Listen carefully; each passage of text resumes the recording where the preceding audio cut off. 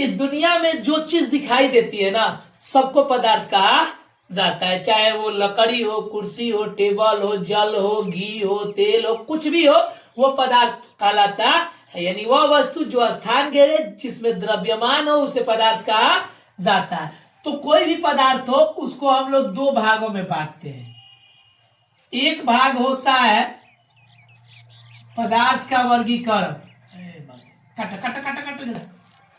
इस दुनिया में जो चीज दिखाई देती है, सबको हम पदार्थ कह सकते हैं। चाहे ये व्हाइट बोर्ड हो, स्केच हो, जैकेट हो, टोपी हो, चाहे कुछ भी हो, जो चीज दिखाई देती है उसको पदार्थ कहा जाता है। वैसे इस दुनिया में बहुत सारे पदार्थ हैं, लेकिन सारे के अध्ययन के लिए एक वर्गीकरण किया जाता है, जिसको पदार्थ का वर्गीकरण कहा जाता है। तो देखिए, कोई भी पदार्थ हो, उसमें दो प्रकार का गुण होता है। एगो भौतिक गुण होता है, एगो रासायनिक गुण होता है। यानी एगो वह गुण जो उसमें पहले से मौजूद रहता है, वो भौतिक गुण, और एगो वह गुण जो उसमें बाद में आता है, उससे रासायनिक गुण कहा जाता है। उनके गुणे को आधार मानकर ही वर्गीकरण किया जाता है। पदार्थ के भौतिक गुण के आधार पर जो वर्गीकरण होता है, उससे भौतिक वर्गीकरण।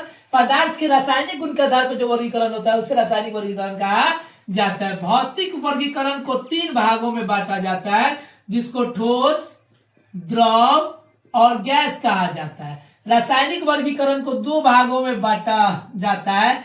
एक को शुद्ध पदार्थ कहा जाता है, और दूसरा जो होता है, ये दो भागों में बांटा जाता है। एक होता है तत्व और दूसरा होता है यौगिक। ये जो तत्व होता है, इसको दो भागों में बांटा जाता है। एक होता है धातु और दूसरा होता है अधातु। एक और तत्व होता है जिसमें धातु और अधातु दोनों का गुण पाया जाता है, वो होता है उपधातु। समझ में आ रहा है ना बेटा सबको? और ये जो यौगिक होता है, इसको दो भागों में बांटा जाता है। एक होता है कार्बनिक यौगिक और दूसरा होता है अकार्बनिक यौगिक। अब आते हैं अशुद्ध पदार्थ पे। तो अशुद्ध पदार्थ को एक वर्ग में बांटा जाता है, जो होता है मिश्रण होता है।